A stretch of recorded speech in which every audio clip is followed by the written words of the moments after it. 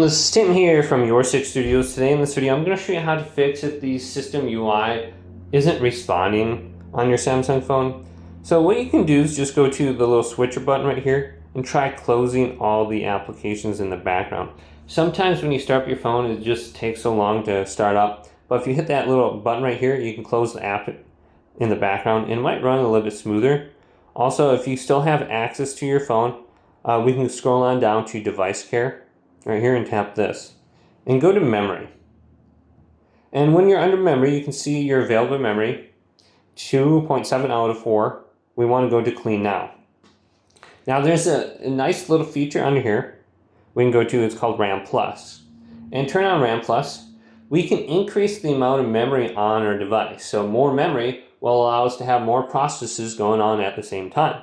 So if our phone is running slow, if we go to RAM Plus, we can speed up the performance.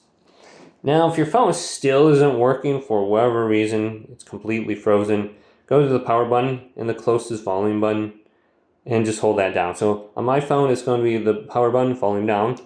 Just hold this down. And you can count out loud if you want. 1, 2, 3, 4, 5, 6, 7, 8, 9, 10, and so on. And your phone should shut down and force restart. Now, you can just wait for it to restart. Otherwise, if you're impatient, you could try pressing the power button. And your phone should start up like new now. Not like new, but like normal. And when it does, just hit that switcher button and go to the settings like I showed you and see if there's an option for RAM Plus, and your device should be running a little bit quicker. Hopefully this video did indeed help you out.